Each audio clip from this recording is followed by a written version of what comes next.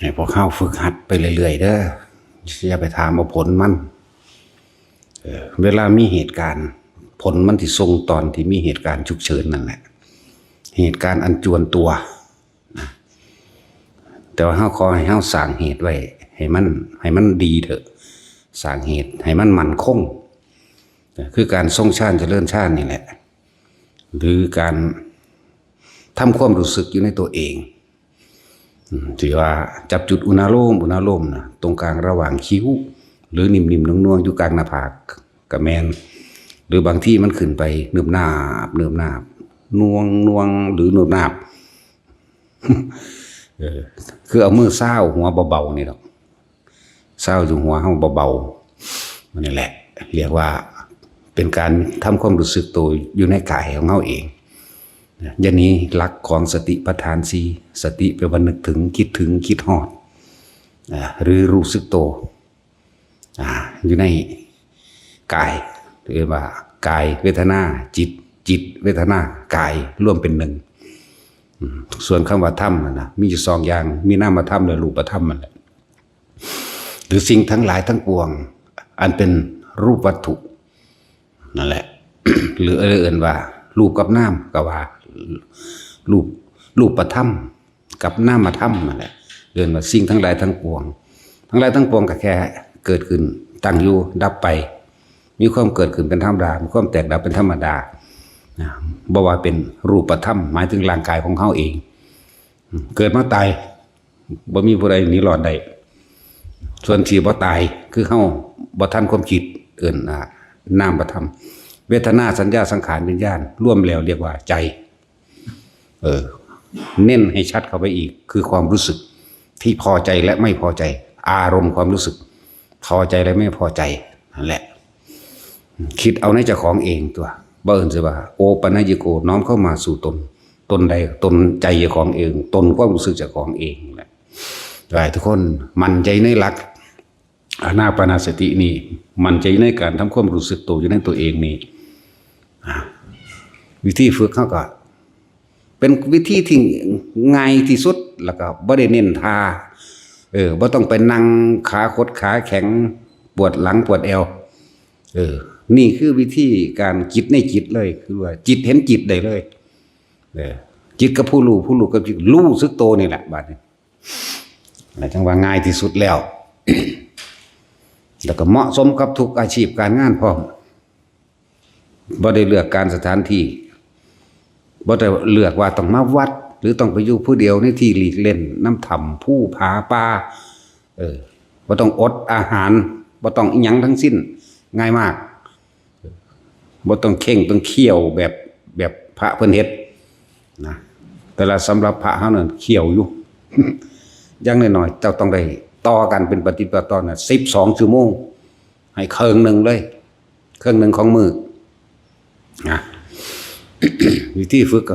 กสอนให้เบิดทุกอย่างนั่นล่ะยังก็ได้สำหรับผู้บ่ทันเป็นก็ฟ้าฝึกเอาหรือบางมื้อเฮาก็แนะนำให้อยู่ว่าให้เหลือบตาดูปลายจมูกก้มลงจักน้อยเพื่อบ่ให้มันเคร่งมันเพ่งมันลำบากตาเกร็งสายตาโพดจังซี่นะก้มลงจักน้อยดูปลายจมูกเห็นปลายจมูกเจ้าของเองล่างๆดอกแล้วก็หายใจเข้าพุทหายใจออกโทนี่เฮ็ด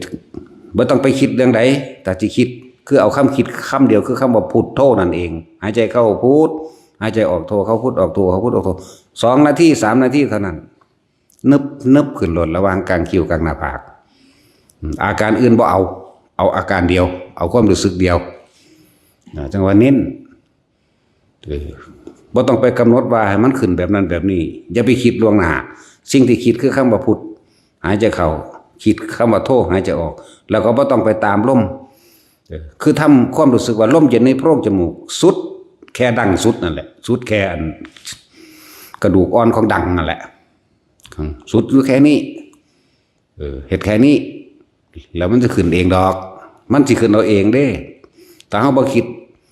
เฮาบ่ไปคาดหวังเฮาบ่ไปอยากนะขึ้นเอง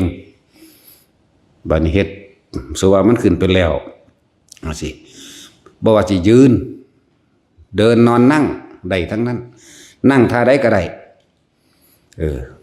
นั่งเอาหัวขึ้นฟ้าก็ได้ฉันเป็นแล้วนั่งเอียงก็ได้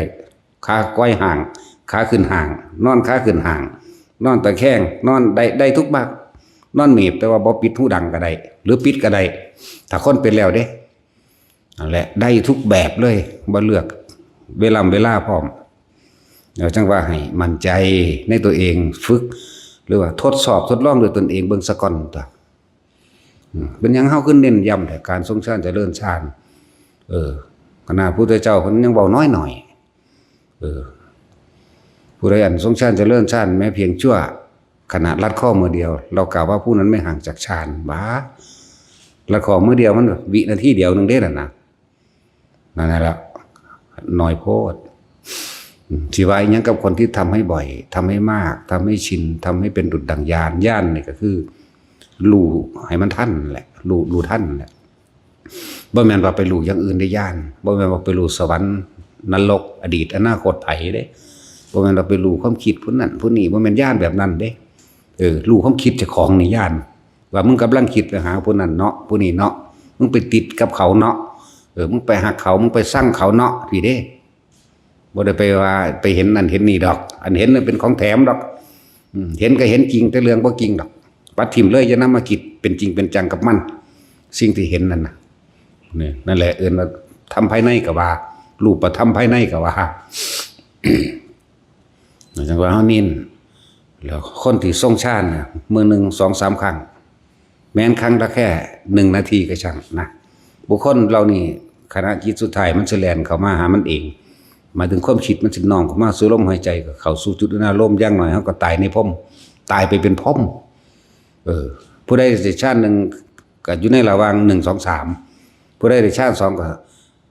4 5 6 7 8 3เลือกเอาวันนี้ถ้าผู้ใดเข้าขันธ์อนามิคามีก็เข้าไปเลยในสุทธวาสหาสันไปเลยเนี่ยจังว่ามันมีผลมากเป็นสิ่งที่ทำได้ง่ายๆบ่ต้องมาเลือกเวลาบ่ต้องมาเลือกสถานที่เพราะที่ภาวนาที่ดีที่สุดก็คือหูดังเฮานั่นทำความรู้สึกอยู่กับลมเข้าลมออกอาการปิติเกิดวันนี้เว้าตามมันตำราหรือทฤษฎีหลักการปฐมฌานวิตกวิจารปิติสุขเอกคตาดีเลยว่าฌานที่1วิตกคือหยังวิตกคือคิดถึงลำพึงถึงลำพึงลำพันถึงก็ว่าคิดถึงก็ว่าคิดถึงหยังคิดถึงลมหายใจเข้าลมหายใจออกลมหายใจเข้าลมหายใจออกวิจารคือหยังประคองเอาไว้อย่าคิดถึงสิ่งอื่นนอกจากลมเข้าและลมออกแต่พอคิดถึงสิ่งอื่นนอกจากลมเข้าลมออกแล้วปิติก็เกิดนั่นแหละเรียกว่าปฐมฌานยืนเดินนอนนั่งจนชินและชำนาญในยืนเดินนอนนั่งนอนยืนเดินได้ทั้งหมดทีนี้ฌานที่2มันจะเป็นเองเฮาบ่ได้ไปฝึกมาเลยก็ได้ขอให้ได้ตั้งต้นถ้าได้ต้นแรกแล้วอันที่2เป็นเองปราศจากความคิดนึกถึงบุคคลสัตว์จริงของอารมณ์ไม่เกิดความคิดเรียกว่าจิตร่วมกับว่าจิตร่วมหมายถึงว่ามันบ่ไปคิดถึงผู้อื่นบ่ได้ฟุ้งซ่านไปกระจายไปมันร่วมคือมันบ่คิดแล้วมันก็เกิดความรู้สึกตัวในอาการนิ่มๆหน่วงๆตรงกลางระหว่างคิ้วนี่เฮาใส่ระบบเทคนิคใส่ระบบว่าทำให้เกิดขึ้นณจุดใดจุดหนึ่งจึงเรียกว่าทำฐานที่ตั้งแห่งจิตให้เกิดขึ้นกับว่าทำฐานที่ตั้งแห่งจิตให้เกิดเนี่ยอย่างนี้ออกจากฐานนี่คือหยังฐานนี่ขึ้นหน้าผากนี่เราว่าสถานที่ตั้งแห่งจิตจิตคือหยังจิตกับผู้รู้กับจิตคือเดียวกันรู้หยังรู้สึกตัวในกายในเวทนาในจิตนี่แหละจิตเวทนากายเวทนาจิตร่วมกันเป็นหนึ่งเดียวก็เกิดกลายเป็นอุเบกขานั่นแหละคำว่าธรรมเอาไว้ทีหลังให้มันได้ตัวนี้ก่อนหน้าเจ้าสิเห็นเองดอกรูปธรรมกับนามธรรมเป็นอนิจจังเป็นอนัตตาทั้งหมดนั่นแหละรูปธรรมคือร่างกายเฮานี่แหละก็เลิ่นเห็นว่าเพิ่นเว้าย่อๆรูปกับนามกับรูปนี่ว่ารูปธรรมคือสิ่งที่ตาเฮาเห็นนี่แหละนี่บุคคลสัตว์สิ่งของคนเกิดมาเท่าไรก็ตายเท่านั้นแหละนะนี่เห็นบ่นี่อนิจจังอนัตตาบ่ซั่นเกิดกับดับอยู่นำกันนั่นแหละยังบอกว่าปฐมฌานเข้าใจดีแล้วบัดนี้ทุติยฌาน เวลามันบ่คิดหยังมันเฮาย่างงอกๆไปตามถนนหนทางนี่ก็ตามความนิ่มๆนวลๆเกิดขึ้นรวดระหว่างกลางหน้าผากเฮานึบนั่นปีติสุขเอกคตาล่ะนั่นแหละชั้นที่2ล่ะอันนั้นชั้นที่3เป็นจังไดบัดนี้จิตเบากายเบาเป็นผู้เสวยสุขในนามกายเกิดความปีติปราโมทย์ปัสสติจิตผ่อนคลายคือบ่มีทุกข์บ่มีหยังองโลงอยู่จิตเบากายเบานั่นเรียกว่าหลักสูตรที่เขาจะแปลมาแต่ว่าผู้รู้สึกเองเนี่ยโล่งโปร่ง นั่นแหละอธิบายความรู้สึกนี่ยากเป็นเทือกที่3ส่วนชั้นที่4มันตัดดอกนะ ตัดการรับรู้ความรู้สึกตัดสัญญาแล้วดับสัญญาแล้วสัญญาทั้งกายว่าร้อนว่าหนาวว่าหิวสัญญาทั้งตาว่าเห็นนั่นเห็นนั่นเห็นนี่สัญญาทั้งหูหมายถึงบ่ได้ยินเสียงหยังแล้วตาหูจมูกลิ้นใจรู้แล้วก็เสียงถูกดับเข้าฌาน4อันนั้นนั่นแหละเป็นผู้มีสติรู้อยู่ในความว่างไปเบิดหังมีสติรู้อยู่คือกันเด้แต่ว่าออกมาแล้วจังเว้าได้เด้อันพวกนี้ออกมาแล้วจังเว้าได้เรื่องว่าเจโตวิมุตติความหลุดพ้นทางจิตคือมันบ่คิดหยังเลยเรื่องหลุดพ้นทางจิตแต่ว่าบัดนี้เฮาบ่เอาตัวเจโตวิมุตติก็เอาอยู่แต่ว่าต้องเอามาประกอบกันกับปัญญาวิมุตติเห็นตามความเป็นจริงว่าสิ่งทั้งหลายทั้งปวงมีความเกิดขึ้นเป็นธรรมดามีความแตกดับเป็นธรรมดานั่นเฮาก็เลยว่าให้ทุกคนชินชำนาญในชั้นที่1ที่2ที่3อันตัวที่4เดี๋ยวมันสิเผลอเป็นเองดอกมันสิเป็นเราเองตัวนั้นนั่นแหละให้ชินชำนาญในระหว่าง3อันนี้ก็พอแล้วถ้าคนชินชำนาญในปฐมฌานแล้วชั้นที่2เป็นเองชั้นที่3เป็นเองคือมันสิเป็นของมันเองมันเป็นเช่นนั้นของมันเองแต่บอกเรื่องนี้ก็ดีมันสิเป็นแบบนั้นแต่ว่าปัญญาเฮานี่หมายถึงว่าเฮาสิรู้ตามความเป็นจริงหรือไม่เฮาสิเห็นตามความเป็นจริงหรือไม่รู้หยังล่ะคำว่าปัญญารอบรู้ในกองสังขารบ่รอบรู้ในกองสังขารคือสิ่งทั้งหลายทั้งปวงบ่ว่าสิเป็นรูปธรรมนามธรรมสังขารทั้งเบิดมีความเกิดเป็นธรรมดามีความดับเป็นธรรมดาอันบุคคลไม่ควรเข้าไปยึดมั่นถือมั่นทำให้บ่อยทำให้มากทำให้ชินความว่าปล่อยว่างเฮาบ่ได้ปล่อยมันปล่อยเอาเองเด้อมันปล่อยเอาเองเอาตัวใดมาเป็นเครื่องวัดตัวเองเอาความรู้สึกพอใจกับไม่พอใจเอาพอใจกับบ่พอใจนั่นแหละผู้ใดก็เคยศูนย์ให้คนตัวศูนย์ขับแค้นใจคนผู้นั้นผู้นี้มันเป็นยังจังศูนย์เนาะแต่สิมึงคิดก่อนแม่นบ่มึงมีเรื่องกันมาก่อนแม่นบ่นี่อยู่สั่งบักฮานั่นคักแม่นว่าล่ะมึงก็คิดได้บัดนี้ก็นั่นแหละอารมณ์ความรู้สึกที่ไม่พอใจโมโหนั่นแหละเกิดในนรกแล้วเด้น่ะอยากว่าระบาดนี่ตัวพอใจบัดนี้ตัวว่ามื้อนี้งานวันเกิดโอ้ยเขาซื้อสร้อยคอทองคำมาให้10 บาทเป็นของขวัญวันเกิดมึงพอใจแม่นบ่ถ้ามึงตายตอนนั้นมึงคิดว่าสิไปเป็นหยังสัตว์เดรัจฉานรู้จักบ่ล่ะนี่เห็นบ่มันบ่ธรรมดาเด้พอใจแบบทั้งโลกนี่เนาะสิไปว่าหยังมินกระดอดแนวหมดนี่ดีใจโอ้ยหมู่กูซื้อสร้อยคอทองคำ10 บาทมันเป็นของขวัญวันเกิดเอามาอ้างหมู่พอดีหัวใจซอกว่ายตายซ้ำนั่นแหละจักสิไปเป็นไห้หรือสิเป็นหมาเด้ สิเป็นเป็ดเป็นไก่หรือสิเป็นงัวเป็นควายก็บ่รู้ล่ะอันนั้นนั่นได้เป็นสั้นเด้มันธรรมดาเด้อก็เลยบอกว่าเอาอารมณ์ความรู้สึกเนาะเป็นเครื่องวัดเจ้าของเองเด้อไผก็ดีเพิ่นจึงมีการกระทบกระทั่งเนี่ยพุทธัสสะโลกธรรมเมหิจิตตังยสนกัปปติโอโสกังวิริจังเคมังเอตัมมังคลมุตตมังนั่นนะจิตที่ถูกโลกธรรมกระทบแล้วไม่หวั่นไหวนี่บ่หวั่นไหวคือมันบ่คิดนึกมันเป็นไปได้ดังใจเข้าใจบ่ล่ะมันบ่นำเขามาคิดนึกเขาด่าวากอยู่ก็ฮู้ได้ว่าเขาด่าซึ้งลึงอยู่ยิ้มเฉยนะเขาย่องอยู่กับซึ้งลึงอยู่คือกันยิ้มเฉยคือกันเนี่ยความรู้สึกมันบ่เกิดนั่นแหละมันดับจะว่าดับหยังดับอุปทานดับตัณหาดับอุทานดับขันธ์ห้ามันดับแล้วนะมันบ่อยากให้เป็นไปแล้วเห็นบ่ล่ะมันบ่มีแนวมันบ่คิดดอกอันนี้แค่อธิบายให้ฟังว่าไผสิเว้าแนวใดก็สร้างมันบ่คิดแต่ว่ามันรู้อยู่อยากบ่ล่ะ อะไรจังว่าเน้นให้มันชำนาญในปฐมฌานนี่ตัวที่สองมันเป็นขึ้นไปเอาเองมิตรปิติขึ้นไปเลย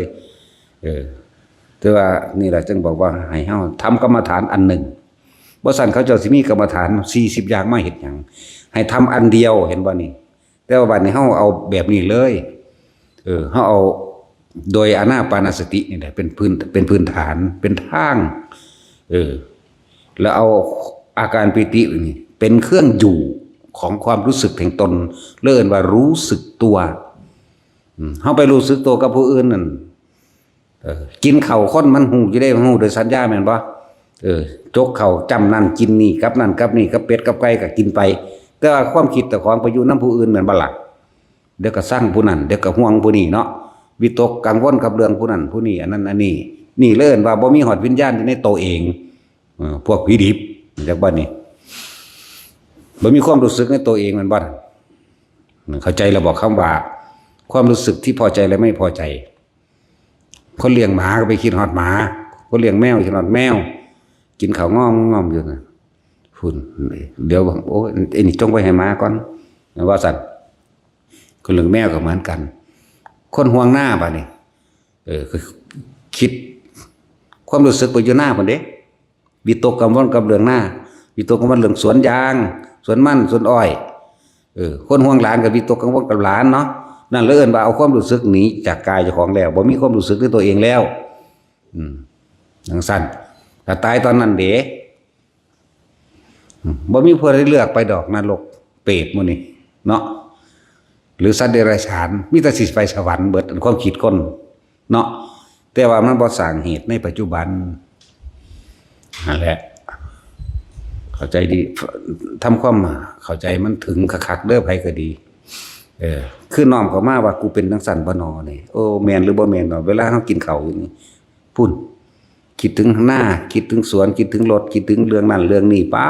มีความรู้สึกไปอยู่กับเรื่องราวต่างๆเนาะนั่นแล้วผู้ใดอยากพ้นจากทุกข์เอาความรู้สึกอยู่ในกายเจ้าของเฮาก็มากำหนดอยู่นี่กรรมฐาน40เพิ่นให้เฮ็ดอย่างเดียวเพิ่นให้เลือกเอาตามจริตนิสัยแต่ว่าอานาปานสตินี่ได้กับเบิดทุกจริตนิสัยพร้อมไปจังซั่นบ่ว่าตาพุทธานุสติธรรมานุสติสังฆานุจาคานุสติศีลานุสตินี่เทวตานุสติหรือเทวธรรมจังซั่นล่ะ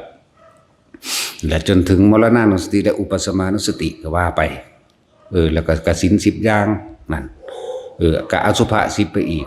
อาหาริปฏิกูลสัญญาตลอดทั้งรูปฌานและอรูปฌานแล้วเป็น40อย่างแต่ว่าเฮาเอาอานาปานสติเอาอันเดียวจากบาลาบาทนี่เฮาเลยมาสร้างฐานมันขึ้นมีฐานที่ตั้งแห่งจิตเฮาเอาตัวนี้ดุนาภาคเฮาเองว่าจับจุดอุณาโลมก็ว่าให้มีความรู้สึกอยู่ระหว่างกลางหน้าผากผู้อยู่กลางคิ้วกับกลางคิ้วผู้อยู่ในกลางหน้าผากกลางก็แต่ว่ามันบ่อยู่เฉพาะกลางคิ้วดอกที่แรกฝึกมันเลยอยู่กลางคิ้วต่อมามันก็เคลื่อนขึ้นมากลางหน้าผากบางทีก็เย็นลุ่มลึกนิ่มๆนุ่งๆนึบหนา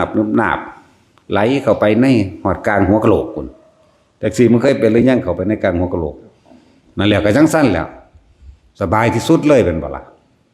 จังซั่นแหละนี่เทียบว่าสบายที่สุดได้ที่จริงมันอุเบกขารู้จักว่าล่ะมันเอาแนวมาเทียบบ่ได้แล้วต้องเว้าเป็นภาษาคนว่าสบายดับเย็นก็ว่า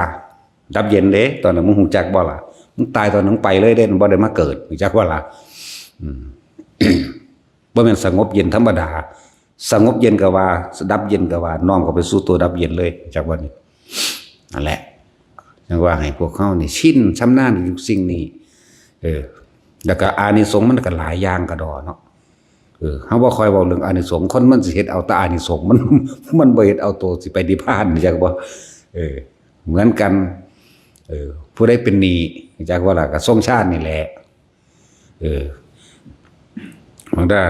อานิสงส์แห่งอานาปานสติหรือการทรงฌานเจริญฌานโดยฌานที่1ที่2ที่3ที่4ก็ช่างบ่อยมากชินนี่เทวดามารพรหมทั้งหลาย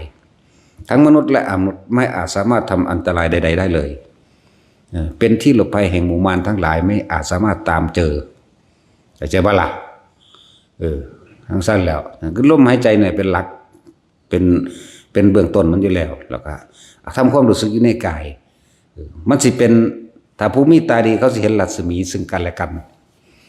ว่าหนึ่งของคนผู้นั้นเป็นดุจดังว่าฟ้องอากาศมันห่มเฮาไว้นั่นแหละเหมือนนั้นเห็นว่าที่เขาเป่ายังฟู่ไปนะเป่าอัน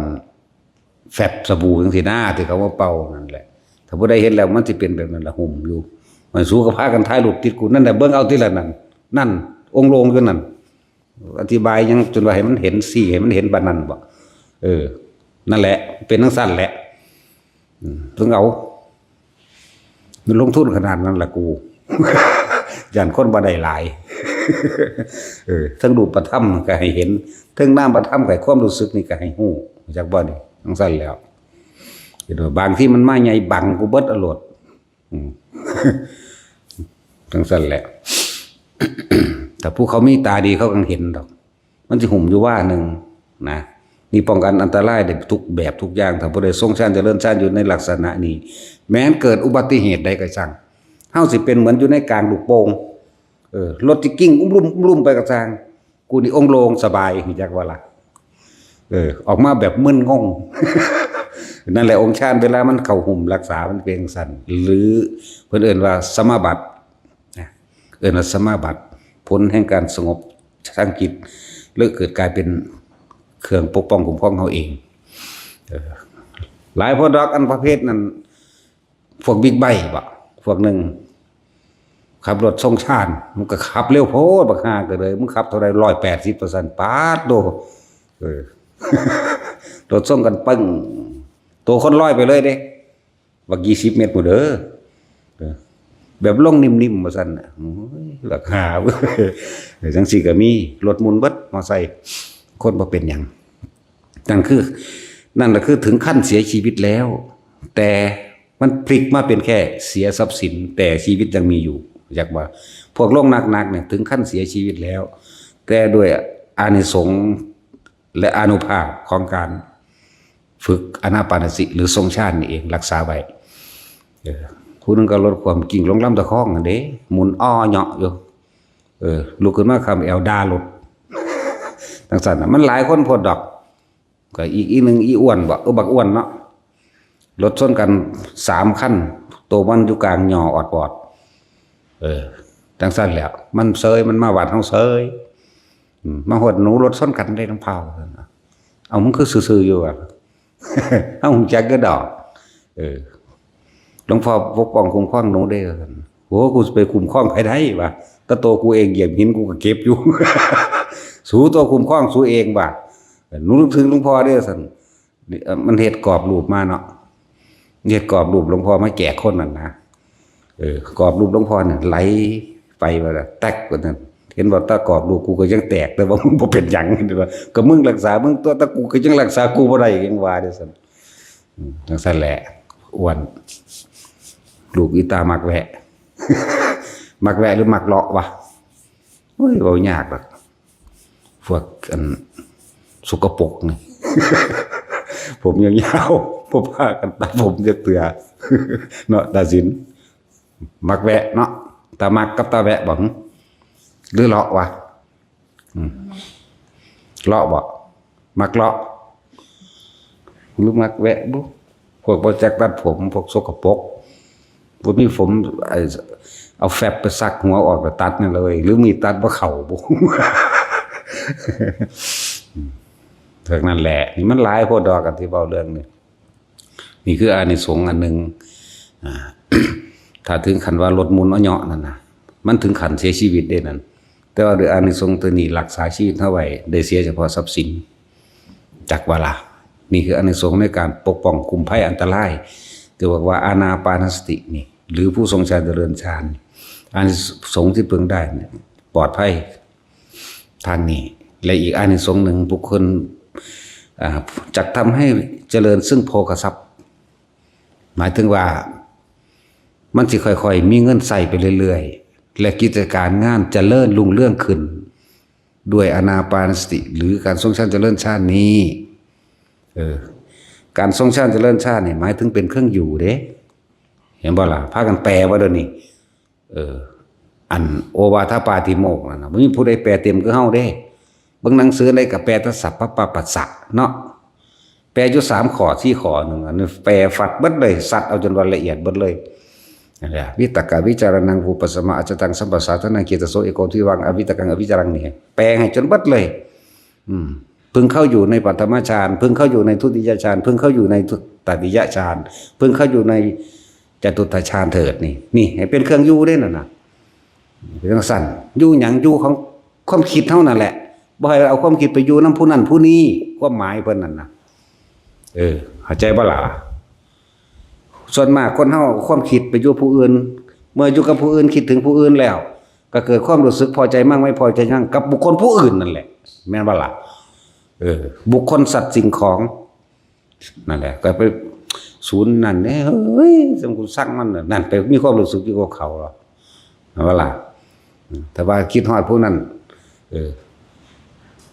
คนที่ฮักหรือคนที่พอใจกันจะไปอยู่ใกล้แม่นบ่แต่ว่าสำหรับคนที่เกลียดกูอยากผลักไสเลยส่งอย่ามาอยู่ใกล้กูนั่นคือมันเอาทั้งคู่เด้เข้าใจว่านี่นั่นแหละพบเกิดตลอดเด้นั่นน่ะที่ต้นเกิดแห่งพบก็คือความคิดที่ต้นเกิดแห่งความคิดก็คือสัญญาเข้าใจบ่ล่ะแม่นบ่คือสัญญาปรุงแต่งสัญญาเป็นไปตามตัณหาและอุปาทานตัวนั่นแล้ว สัญญาคือการไปคิดถึงบุคคลสมมุติเอาเฮาอยากได้บ้านแบบนี้บ้านทรงนี้เนาะคือเฮาไปจำมาได้เลยน่ะบัดนี้คิดนึกไปว่าหาเงินทางใดดีวะนั่นคิดแล้วมันว่าเพราะว่าพ่อใจบ้านนี้นั่นอารมณ์เกิดแล้วเด่นหมุนพบเกิดหมุนเวียนอยู่เท่าใดล้านศาสตร์ได้ในนาทีหนึ่งพวกเจ้าพวกเจ้าคงจักบ่เดี๋ยวนี้เท่าใดล้านพบนี่นั่นน่ะมันเร็วขนาดนั้นเด้นั่นแหละบัดนี้เฮาฮู้จักว่าวิธีสิหยุดการเกิดก็ต้องหยุดคิดนี่แหละ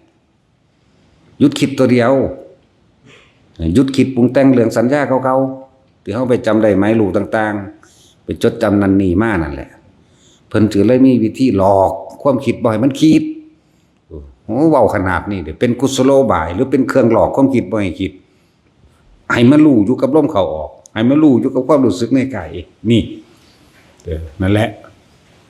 หยุดคิดปรุงแต่งในความอยากได้อยากเป็นอยากได้หยังมันก็บ่อยากดอกถ้ามันอยู่นี่แล้วเข้าใจบ่ล่ะอยากเป็นหยังมันก็บ่เป็นดอกมันอยู่นี่แล้วนี่นั่นแหละเป็นวิธีหลอกก็เลยเอาลมหลอกความคิดบานไปคิดถึงอื่นคิดถึงแต่ลมนั่นลมเข้าลมออกลมออกมันก็อยู่สั่นบัดนี้ถ้ามันเป็นชินแล้วทำให้บ่อยทำให้มากทำให้ชินเลยเป็นวิหารธรรมวิหารก็แปลว่าที่อยู่นั่นแหละมันเป็นเครื่องเปรียบเทียบบ่ไประโบสถ์ศาลาดอกบ่ได้แปลว่าสวรรค์วิมานนั่นนี่ดอกเพิ่นเปรียบเทียบว่าให้เป็นคนว่าเฮาอยู่ในเฮือนเฮาเฮือนเฮาก็กายนี่แหละแต่ว่าบ่แม่นอยู่แบบว่าอยากให้มันคงทนว่าบ่ให้เฒ่าแก่เด้เลยเอาความรู้สึกอยู่เอานี่อยู่กับความรู้สึกนี่อยู่ตรงนี้ความคิดมันบ่ออกแต่ความคิดมันบ่ออกมันก็ตัดภพตัดชาติเอาตัวนั้นน่ะแม่นบ่ล่ะภพคือความรู้สึกพอใจกับไม่พอใจอันเกิดจากสัญญาแต่ก็นึกคิดปรุงแต่งมันบ่นั่น10 ปีก็สร้างเรื่องราวต่างๆที่มันฝังใจพวกเจ้าอยู่พวกเจ้าคิดจังไดก็เป็นเหมือนปัจจุบันเดี๋ยวนี้เลยแม่นบ่ล่ะนั่นแหละเอาเคยสร้างกันมา10 ปีแล้วนี่คิดถึงปั๊บคิดเอาไม่ไรโอ้ยตะกี้ให้กูปาดข้อแมงซะนั่นเห็นบ่ล่ะก็จังซั่นแล้วเป็นอนาคตเราเด้นั่นอดีตกับอนาคตคือสิ่งเดียวกันปัจจุบันจึงสำคัญที่สุดนั่นแหละอดีตกับอนาคตคือสิ่งเดียวกันพอเข้าไปคิดถึงอดีตมันก็ปรุงแต่งไปนั่นแหละอนาคตเกิดได้ในขณะที่ปรุงแต่งเรียกบ่ล่ะเลื่อนว่าอดีตกับอนาคตซึ่งเดียวกันเลื่อนว่าสัญญานั่นแหละอยู่หลวงตาเพิ่นว่าสัญญาละเอียดเด้อสอนซ้ำนั้นนึงได้บ่ได้สอนหลายเด้ปีนึงเว้ากันอยู่เทื่อนึงหรือ2เทื่อปุ๊บแล้วก็เว้าน้อยที่สุดอีกสัญญาเป็นของละเอียดเนี่ยไปหนีเท่านั้นนึงดิโอ้ยมาสอนคนปึกคนสิรู้จักบอกนั่นแล้วนักสั่นแหละคือเรื่องบัดนั้นก็ใครควรพิจารณาไปเลยเป็นหยังคือว่าสัญญาเวทยิตะนิโรธ สัญญาก็คือความจำได้ไหมรู้ในความรู้สึกเก่าๆหรือในการจดจำบุคคลสัตว์สิ่งของเวทนานี่แม้ก็เป็นแค่ความมันเป็นความรู้สึกพอใจไม่พอใจหรืออุเบกขานะเอาคือว่าเวทยิตเอาคือว่าบ่มีความรู้สึกเกิดขึ้นได้ชื่อว่าแสดงว่านิโรธแต่ว่าก่อนมันสิเวทนามันต้องมีหยังพาเข้ามามันมีความคิดมันมีความคิดเนี่ยเห็นบ่ล่ะสัญญานึกถึงเรื่องเก่าๆกับบุคคลที่เกลียดนี่สัญญาบัดนี้คิดก่อนได้จังเกิดเวทนาแม่นบ่ความรู้สึกพอใจและไม่พอใจหรือหยังก็แล้วแต่นี่ในความรู้สึกนี่ถ้าคิดถึงคนเกลียดมันต้องมีความรู้สึกเกลียดระดับเนาะเลิ่นว่าเวทนาอันเป็นความไม่พอใจแน่พบเกิดเราได้นี่บัดนี้สัญญาแม้มันสิปุ๊บเกิดมาโดยบ่คิดก็สั่งอย่าปรุงแต่งต่อนี่หยุดคิดตัวนี้นี่เองเป็นเครื่องพาบ่ให้เกิดเวทนาพบดับแล้วนิโรธเอาเองดอกดับเอาเองดับอย่างดับคิดเลื่อนว่าหยุดคิดปรุงแต่งในความอยากได้อยากเป็นนี่เองนั่นแหละนิพพานก็คือหยุดความปรุงแต่งในความอยากได้อยากเป็นนั่นแหละทุกคนมันมีชั่วขณะหรือว่าในขณะจิตหนึ่งทุกคนมีเบิดนั่นแหละจักบ่ล่ะหรือจังว่าเฮาคือเน้นแท้เน้นจากให้ทุกคนเป็นนั่นแหละเน้นหลักเดียวแล้วให้เอาหลักการเดียวว่าเอาแนวอื่นอีกตะกี้สอนมาหลายอย่างแล้วมันบ่ฮู้จักว่างบ่เป็นมีแต่ไปข้างหน้าโพดสอนให้เห็นนรกสวรรค์แล้วแทนที่สิสลดใจกลับจากนำไปซอยผู้นั้นผู้นี้เสยโอ้ยเนาะจักสิเนาะกับไผดอกว่าเนาะบูดเนาะกับอีนี่แหละมันจึงเห็นดังนั้นแล้วเดี๋ยวก็เห็นนั่นเดี๋ยวก็เห็นนี่ติดตามไปเดี๋ยวก็ไปพ่อใจสวรรค์สนั่นสนี่เอาอีกแล้วเดี๋ยวก็ไปเล่นสวนสุนันทาสวนปารตีเดี๋ยวก็ไปเที่ยวเมืองบางบดบ่หรือสิไปเที่ยวหลายสารพัดมั่วอันนั้นก็งามนี่ก็งามผู้นั้นเป็นไผผู้นี้เป็นไผอ้าวกูให้สลดใจว่าสู้เกิดมานานแล้วสู้เกิดชาตินี้สู้เกิดจะตายคือเก่าสู้เห็นบ่ตายอากลากมาเลี้ยงกันอยู่นี่นับประมาณบ่ได้นั่นเอาไปมันบ่แม่นติว่างบ่เป็นสั่นแหละมีแต่สิไปข้างหน้าเนาะเลยบ่สอนเศร้าปิดท่านเลยเอาอานาปานสติลดจุดคิดปรุงแต่งในความจากใดกับอยากเป็นลดอะไรว่าเน้นปฐมฌานทุติยฌานมันสิเป็นเอาเองตติยะเป็นเอาเองจตุตะเป็นเอาเอง1 2 3 4เป็นเอาเองดอก2 3 4น่ะเป็นเอาเองดอกอันส่วน5 6 7 8ทั้งบ่สอนดอกเอาแค่ปฐมฌานก็บรรลุได้แล้วบ่หาตั้งแต่ไปฮอดอรูปฌาน4ดอกทั้งเธอก็ร้อยวายด้วยหลงเบาอยู่ทำความรู้สึกกับอากาศไม่มีที่สิ้นสุดว่างไปเรื่อยเดี๋ยวมันก็เข้าไป1 2 3 4เองคือเก่าทั้งเที่ยกับนี่เด้ออากาสานัญจายตนะวิญญาณัญจายตนะเห็นบ่อากินจัญญายตนะเนวสัญญานาสัญญายตนะนี่ว่าภาษาบาลีว่าภาษาไทยเฮานี่ทำความรู้สึกนึกคิดถึงอากาศบ่มีหม่องสุดเท่านั้นแล้วมันก็ค่อยเข้า1 2 3 4ของมันเองดอกเข้าใจว่าล่ะทำความรู้สึกกับว่าความรู้สึกนี่หมายถึงวิญญาณัญจายตนะหาที่สุดไม่ได้ความรู้สึกของคนว่าถ้ากระทบกระทั่งปุ๊บหาหม่องสุดบ่ได้เฮ็ดไปมันก็เข้าของมันเองดอกนั่นแหละจะว่ามีก็ใช่ไม่มีก็ใช่ก็ว่าไปอีกจะว่ามีสัญญาก็ช่างไม่มีสัญญาก็ไม่ใช่เห็นนะพุ่นวันนี้ว่าสัญญาแล้วเป็นสมาบัติ8ร่วมกันแล้วชั้น4กับรูปชั้น4แล้ว8เข้าใจบ่นี่เอาบอกสอนดอกแม่จังสันเอาแค่1 2 3 4ก็พอสอน1 2 3ตัว4มันเป็นเองดอกนะพวกมีของเก่ามันเป็นดอกมีก็สร้างหัวมันนะกูเอาใหม่กูเอาเดี๋ยวนี้กูเอาปัจจุบันนี่เนาะเอาปัจจุบันเอาจันหูดังล้มเข่าล้มออกมันสิเป็นชั้นได้ก็สร้างมาดอกว่าแต่อยู่กับล้มเข่าล้มออกได้นี่เป็นเบื้องต้นเป็นพื้นฐานเฮาจึงเน้นบัดนี้มีอาการปิติเกิดขึ้นนี่ก็เป็น2แล้ว บ่มีลมในขณะที่เดินไปไม่มีความคิดอันใดเกิดขึ้นแต่มีความรู้สึกเกิดขึ้นในตัวเองนี่ในมองนี้บางคนก็เนือบอยู่บนหัวเข้าใจว่าล่ะเป็นชั้น2แล้วจิตร่วมแล้วเข้าใจว่านี่คำว่าร่วมเนี่ยแสดงว่าบ่คิดกระจายออกมันบ่โอ้ยกระสะยังลองเบิ่งติวเนี่ยกวาดกับกองเดียวเบิ่งกันน่ะแต่ว่าร่วมไหมเข้าใจบ่ดิคนมันบ่มีสมองปานนั้นเด้เนาะต้องอธิบายให้ฟังแม่นบ่ซั่นเอาข้าวเปลือกมากำนึงล่ะเฮ็ดกระจายออกไปนี่เอิ้นว่าฟุ้งซ่านเนาะบัดนี้กวาดต้อมเขาให้มันเป็นกองเดียวแล้วเอิ้นร่วมความคิดก็เหมือนกันนั่นแหละมีสมองบ่ตัดสินจะคิดหยังออกบ่เด้อนี่มีอยู่บ่สมองจักหน่อยอยู่บ่ จังซั่นแล้วจริงๆเป็นจังซั่นอีหลีเด้คิดไปล่วงหน้าไปเลยบ่ได้คิดนำตอนเฮาเว้าเด้นั่นแหละมันแม่นร่วมมันฟุ้งซ่านนั่นคำว่าจิตร่วมมีไส้20กองอันนี้ก็ไส้10กองนี่15กองอันนี้5กองรวมกันแล้วเป็นจักกองตาสินนะรวมกันแล้วเป็นจักกองไส้กองนี่10กองอันนี้5กองรวมกันแล้วเป็นจักกองไส้น่ะเป็น15นั่นแหละมีสมองจักหน่อยอยู่บ่เด้อนี่โอ้ยก็คิดถึงความเป็นจริงมันได้ไหมไส้กวาดร่วมกันแล้วมันเป็นกองเดียวอุ้ยบ่มีสมองว่าท่านสิถึกได้อยู่ตลอดติ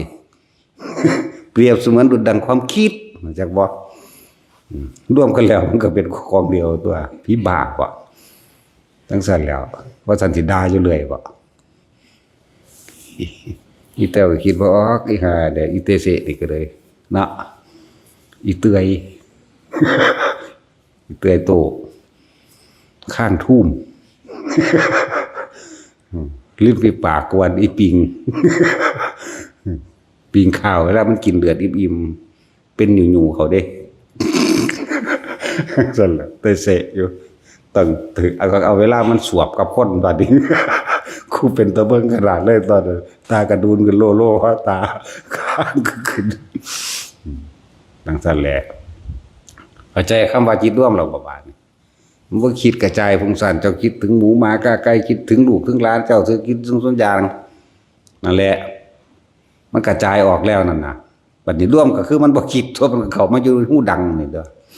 นั่นแล้วก็เลยเอาที่กุศโลบายหรือหลอกความคิดบ่มันไปคิดถึงผู้นั้นผู้นี้คือหลอกให้มันคิดอยู่ในลมคิดถึงลมเข้าลมออกจังซั่นแหละนี่คำว่าจิตร่วมบ่ต้องไปเว้าเรื่องผู้เพิ่นมีนิมิตดอกเด้อจิตร่วมแล้วมันก็เกิดการเป็นตั้งมั่นเมื่อตั้งมั่นแล้วเอิ้นว่าสมาธิเมื่อมันมีสมาธิดีแล้วมันก็เรียกว่าของแถมดอกอันไปเห็นนั่นแถมสมันบ่แม่นนั่นเด้มันเป็นอุปจารสมาธิเด้นิมิตที่เฮาเห็นนั่นน่ะ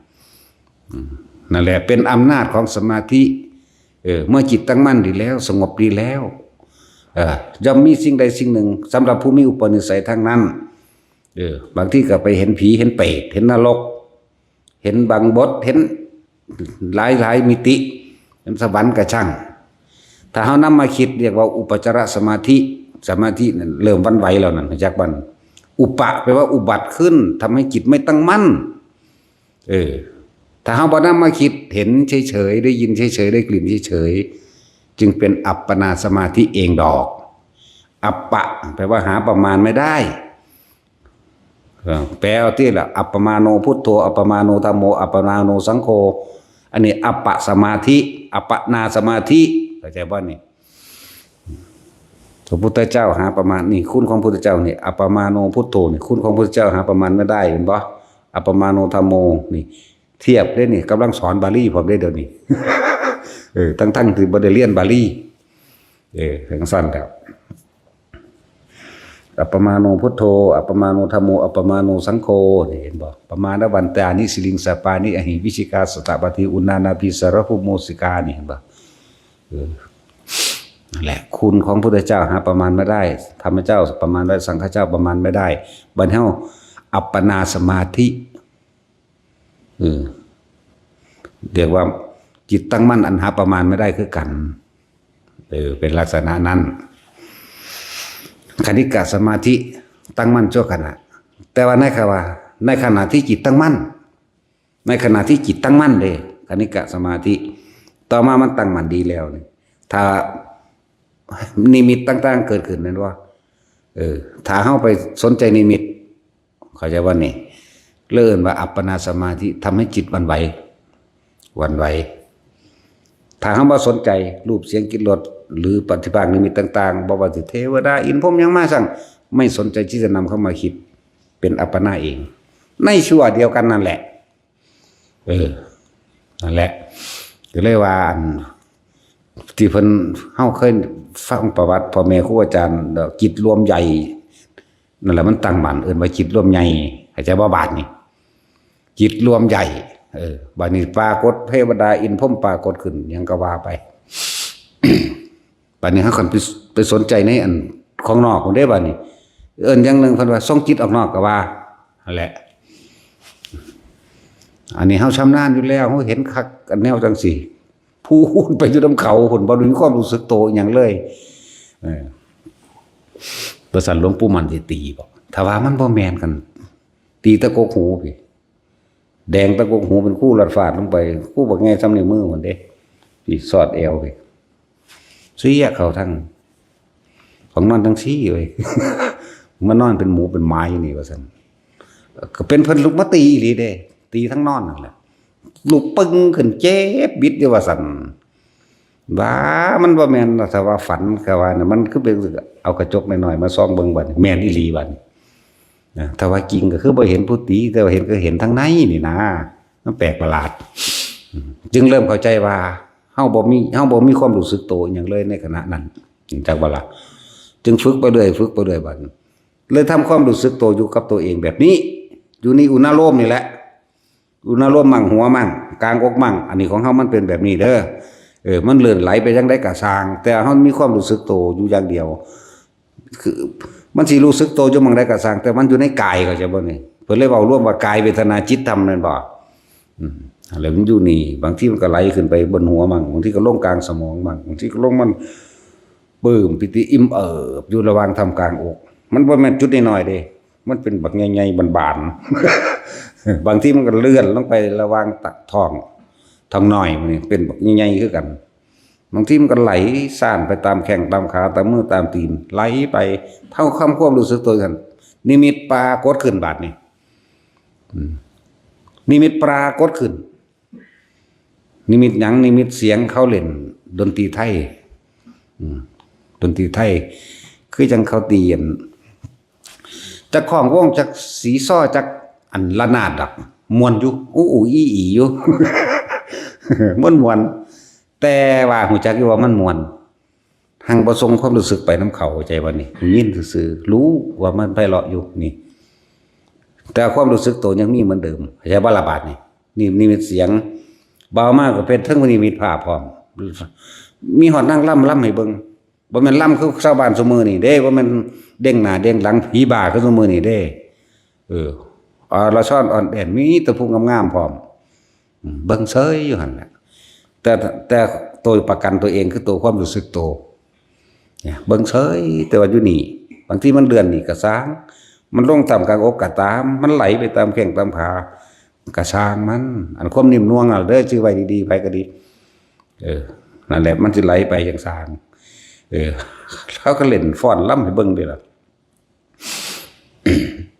มันเป็นบางมือก็เป็นแบบนั้นบางมือก็เป็นเห็นเขาใหญ่บ้านเห็นไฟใหม่ไฟใหม่ปลามาแต่ว่าไฟใหม่อีหลีแต่ว่าหังไปเห็นอีกพวกหนึ่งพากัน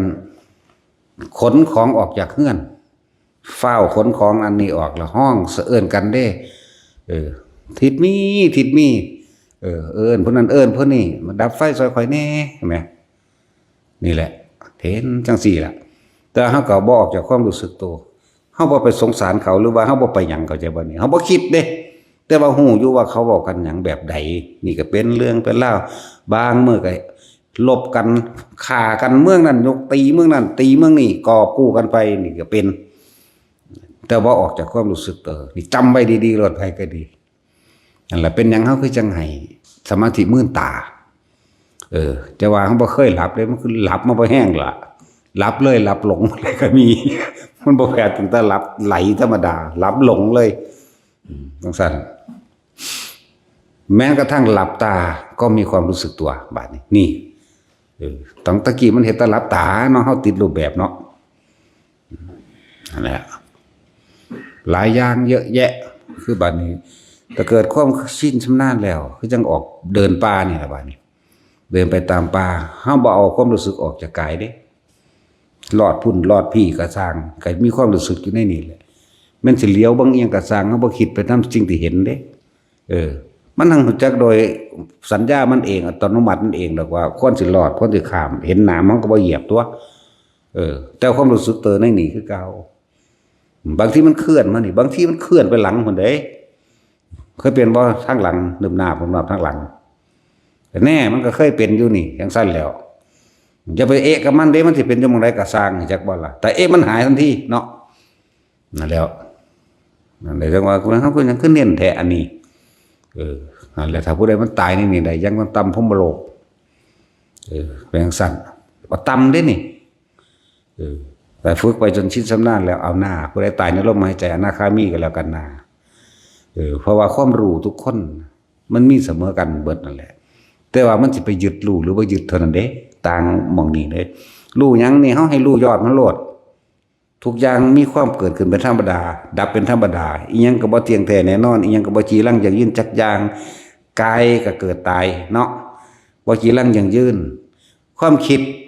ก็บ่ได้คิดอยู่แนวเดียวเข้าใจบ่นี่ความคิดนี่ก็บ่เที่ยงนี่เห็นบ่นี่คิดไปสารพัดสารเพนี่ความคิดก็บ่สมควรที่เขาบ่ถือเอานั่นคือจะนำมาคิดซ้ำซ้อนให้มันเกิดอารมณ์ได้นี่ความคิดก็บ่เที่ยงความคิดก็เกิดความคิดก็ดับแม่นบ่หรือมึงเคยคิดอยู่เรื่องเดียวเบิดมื้ออยู่บ่มึงบ่เลยเท่าได้แสนล้านโกรธเรื่องที่เฮาคิดเนาะจังซั่นแล้วก็เลยว่าให้ทุกคนนั่นน่ะเขาเพิ่นว่ารูปกับน้ำรูปกับน้ำก็เลยสติปัฏฐาน4ก็ถือเอารูปนี่แหละกายเวทนาจิตธรรมแม่นบ่น้ำคือหยังเวทนาสัญญาสังขารวิญญาณนี่เลิ่นว่าใจกายกับใจก็ว่ารูปกับน้ำก็ว่ารูปธรรมกับนามธรรมก็ว่าอันเดียวกันชัดเจนบ่นี่อันเดียวกันนั่นแหละว่าทำความรู้สึกอยู่ในตัวเองเถอะอานิสงส์ของการทรงฌานสมควรสิเสียชีวิตมันบ่เสียแต่ทรัพย์สินนั่นคือถึงขั้นเสียชีวิตแต่ว่านี่มันรักษาชีวิตไว้เพื่อให้เฮาปฏิบัติธรรมเพื่อให้เฮารู้ถึงธรรมยิ่งกว่านั้นยิ่งขึ้นไปอีกเด่นจังซั่นแหละบัดนี้คนที่ทุกข์ยากลำบากอยู่เดี๋ยวนี้ผู้ใดทรงฌานเจริญฌานได้ความเรียกว่าเหตุแห่งความเจริญซึ่งโภคทรัพย์นี่เราหลักสูตร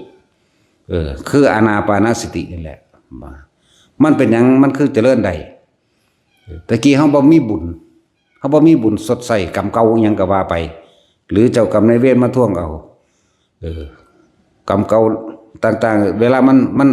มันสิให้ผลตอนนี้หรือพรุ่งนี้หรือมื้ออื่นนี้เดือนหน้าปีหน้าก็ว่าไปแต่ว่าบัดนี้บุญอันเกิดจากความสงบจากบุญอันเกิดจากความสงบด้วยการทำอานาปานสติเอาวันนี้ทำไมมาหาแมงบอกว่าสั่นกับหาหยวกมะมกใส่กินนะแมวนี่ หรือสิหนึ่งเคยกิน1แมววะ1แมงกินเน่า เอาน่องมากินนะน่องขาวได้ทองมาหลด1แมวแต่ผมเคยกินบนน่องแมว เข้าไปเฮ็ดอันอย่างแนวโชคลาภบ่เอ้ยแมวมันก็หากินบ่รอดกับมันแล้วจังสิเอาน้องแมวไปหาแนวโชคลาภอีหยังอยู่เนาะสัตว์เดรัจฉานนั่นแล้วผู้ใดๆนั้นโชคดีดวงดีกว่าเด้ดวงดีหาแมวมันบอกของอีกตัวตัวนั้นน่ะตัวมันเองยังหากินหนูอยู่ นั่นแหละคนที่ทรงฌานเจริญฌานด้วยอานาปานสติเมื่อจิตสงบเลื่อนว่าบุญมันเกิด คือความสงบเย็นบ่กระวนกระวายในใจบุญเกิดแล้วเมื่ออกุศลกรรมให้ผลอาจจะเกิดจากกรรมอะไรหนึ่งก็ช่างเถอะเพราะว่ามันให้ผลมาปุ๊บเนี่ยเขามาถึงเราหนึ่งปกป้องคุ้มครองเราของตัวเขาเองโดยอำนาจฌานโดยอำนาจสมาบัติผลแห่งสมาบัติปกป้องเฮ็ดหยังเฮาบ่ได้เข้าใจบ่นี่มาถึงโดนปึ้งแต่ว่าถ้าเขาโมทนาบุญกับเฮาบุญนั้นเกิดจากการทำภาวนานี่มันเป็นดุจดังทองคำเหมือนเด้บ้าแค่นั้นกูเอาบุญดีกว่าเว้ยแต่เขาก็ไปเกิดเมืองใหม่ก็เอาโหสิกรรมเหมือนตัวเข้าใจว่าล่ะบัดนี้ทำให้บ่อยทำให้มากเลื่อยเขาบาปกรรมเล็กๆน้อยๆที่มันเวลามันส่งผลมาจังว่าเขาเคยฆ่าสัตว์โดยเจตนาและบ่เจตนายังก็แล้วแต่เถอะเมื่อเขาได้รับส่วนบุญแล้วเกิดกลายเป็นอโหสิกรรมมันเลยบ่มีคนขวางบ่มีม่านมีอยู่ห่างหน่อยลงความเจริญในหน้าที่การงานก็เลยเพิ่มขึ้นเข้าใจว่าละบัดการเงินการงานก็เลยดีขึ้นเพิ่นเลยว่านี่เหตุแห่งความสมปรารถนาแห่งโภคทรัพย์ทั้งหลายอันบุคคลผู้ถึงกระทำมันก็เหมาะสมกับคนที่ประกอบอาชีพการงานยังสิมีครอบครัวอยู่ก็เลยว่ามันเหมาะสมดีแล้วก็เลยนำแนวนี้มาสอนเหมาะสมดีแล้วเฮ็ดไปเถอะคนขายของก็บ่ต้องไปคิดว่ากูจะขายได้หรือบ่ได้แต่ศูนย์ในคนเด้เนาะมาบ่มากก็สร้างกูรู้ลมหายใจกูสิส่งชาติของกูนั่นแล้ว3 เดือน4 เดือนพุ่นเด้มันจังเริ่มเห็นผลเป็นตามเหตุปัจจัยมันละเว้ยคนมีหนี้น้อย3-4 เดือนก็เบิดจังซี่นะคนมีหนี้หลายก็เอาสัก3-4 ปีนั่นเลย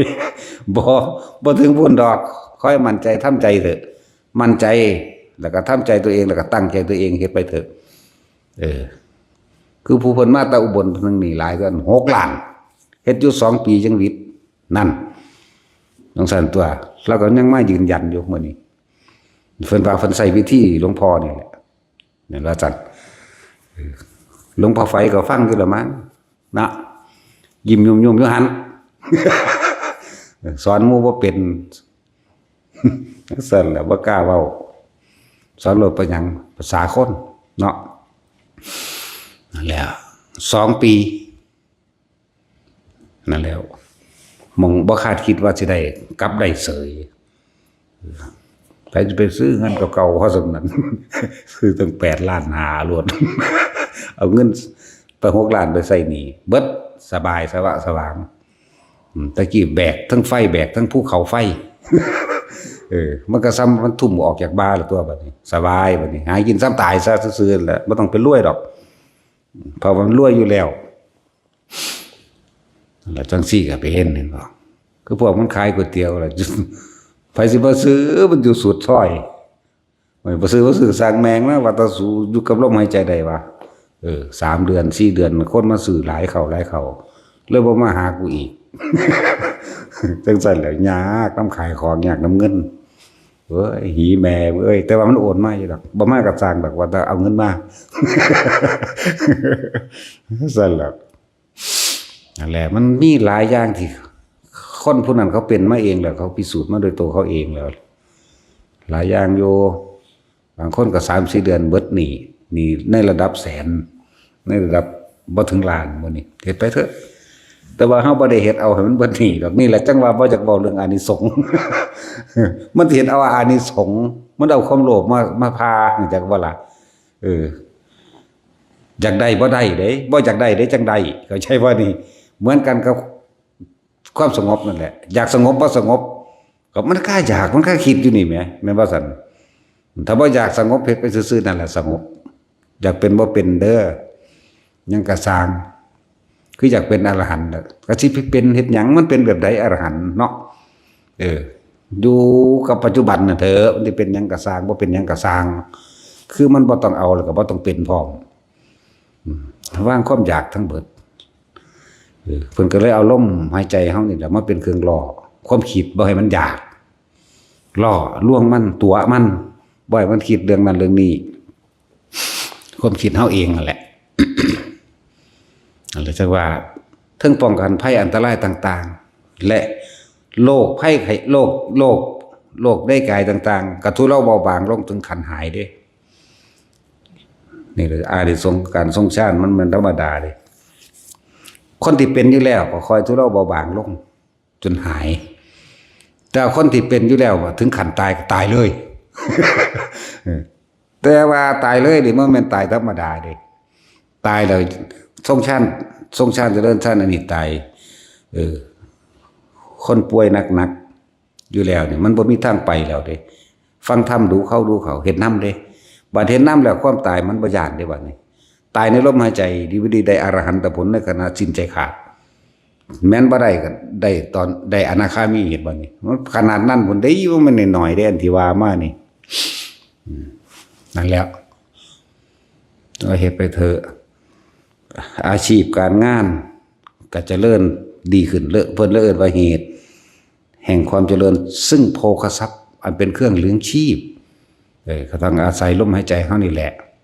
อานาปานสตินี่แหละอย่างที่อธิบายความลึกลับมากนั่นแหละเมื่อเจ้ากรรมนายเวรมันมีผลซึ่งกันและกันแล้วกูจะเอาชีวิตมึงแต่ว่าผลสมาบัติทั้งป้องกันไว้ไม่ตายเอาบุญดีกว่าเว้ยหนีเลยเกิดกลายเป็นอโหสิกรรมซึ่งกันและกันนั่นบัดนี้เขาไปดีแล้วบางพวกไปเป็นเทวดาก็มีบางพวกเกิดอย่างอื่นก็มีแต่ว่าพ้นจากความทุกข์ยากลำบากกลับมาซอยเขาเองนี่ก็เลยว่าอานิสงส์ของการภาวนาอันนี้เปรียบดูดังว่าบุญนี่เป็นทองคำบุญตัวนี้เป็นทองคำเราไปขายประเทศใดก็ได้ตัวแม่นบ่สัตว์หรือสิเอาทองซื้อกับเขาเลยก็ได้เด้ล่ะไผก็เอาได้ล่ะโอ้มีทองอยู่แท่งเดียวน่ะซื้อกับเขาในถุงละ30 บาทไผก็เอาได้ล่ะเนาะอีปางเอาบ่ก๋วยจั๊บป่า บ่แซ่บ โอ้ยจังผู้ใดไปซื้อกินน้ำมันดอก ก๋วยจั๊บป่าซื้อมันได้บ่เอาปลาเฮ็ดแต่ว่าบ่แซ่บดอกโอ้ย เฮ็ดซั่นแล้วดิเพิ่มนั่นมาไว้อันเดี๋ยวสิตั้งสำนักงานทนายความชิบหายใบป่วงตลอด สำนักงานชิบหายทนายความเนาะอะไรเหตุไปเถอะเหตุเรื่องแห่งความโภคทรัพย์นี่ก็หนึ่งแล้วก็ถึงขั้นเสียชีวิตเนี่ยแต่ว่าบ่ท่านในแม่นนั้นอุปขาตกับบางอย่างก็หลุดไปได้จากวันนี้เลยรักษาชีวิตไว้เพื่อให้มันถึงซึ่งธรรมถึงที่สุดแห่งธรรมหรืออรหันต์ก็ว่าไปนั่นคนที่เป็นโลกที่เป็นนักทุเลาเบาบางลงมากหรือที่นักพ่อตายแล้วตายเลยอยากว่า แต่ว่าตายโดยลมหายใจเด้นี่แหละจังว่าคนป่วยเด้อคนป่วยพวกเจ้าเฮ็ดหยังบ่ได้แล้วมันเจ้าสิอยากหายหรือว่าอยากหายก็ช่างมันพยายามฟังธรรมดอกใครควรไปตามสิ่งที่ส่วนแสดงนี่แหละเกิดเป็นหยังก็ตายเหมือนเดิมเกิดเป็นหยังก็ทุกข์คือเก่าเทวดาอินทร์พงทุกข์คือเก่ามีสมบัติ100 ล้านพันล้านก็สร้างเจ้าบ่อาจจะเอาสมบัติเหล่านี้ไปซื้อความป่วยได้เจ้าบ่อาจเอาสมบัติเหล่านี้ไปซื้อความตายได้เพราะทุกอย่างเกิดขึ้นมาตายพวกเจ้าจะไปเกิดเป็นเทวดาอินทร์พรหมทั้งใดก็สร้างมีฤทธิ์มีเดชเพียงใดก็สร้างบ่พ้นความตายนี่ระลึกเข้าไปเอามันถึงพริกถึงขิงเลยเอาให้มันถึงประสบการณ์จริงของตะของเองโอ้ยแต่กูเกิดมานี่ใหญ่มานี่หาอยู่หากินแบบนั้นแบบนี้มีแต่ความทุกข์ยากลำบากนี่เห็นทุกข์เข้าใจบ่นี่คิดไปเรื่อยไปทำงานบางนี้ก็ได้อดได้ทนบางทีถูกกันแกล้งกับหมู่พวกมั่งถูกเจ้านายกันแกล้งมั่งเกิดอุบัติเหตุมั่งไล่ไปมีแต่ทุกข์กับทุกข์ก็คิดไปที่เนาะคิดให้มันเห็นกับชีวิตจริงประสบการณ์จริงของเจ้าของตัวคิดไปลึกไปมันสุดคิดของมันเองมันเข้าปึ๊บก็มีเด้คิดไปจนสุดคิดเบิดคิดแต่ว่าคิดมากจนเบิดคิดไปคิดมากกลับมาหาลมหายใจดิตายในลมหายใจมันได้อรหันต์เด้พวกนี้เข้าใจว่าล่ะพวกคนป่วยถึงสั้นแหละได้อรหันต์เลยเด้นี่วิปัสสนาก่อนจังมาหาเครื่องอยู่แล้ว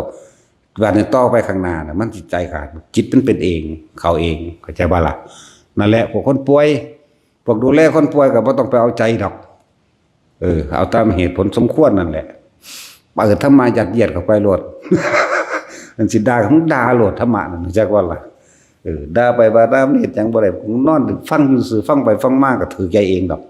เข้าใจเองดอกแม่นบ่ล่ะ แล้วเสร็จแล้วพวกคนป่วย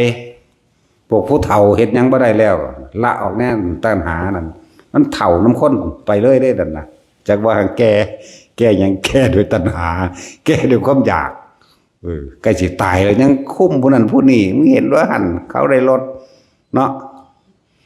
แต่ของสิตายแล้วจะเอาไปหยังอีกนั่นแหละหลายอย่างก็ฝึกหน้าที่ฝึกง่ายที่สุดคือฝึกลมหายใจนี่ล่ะเด้อนอนอยู่มันก็หายใจตัวบ่ทันตายแม่เนาะ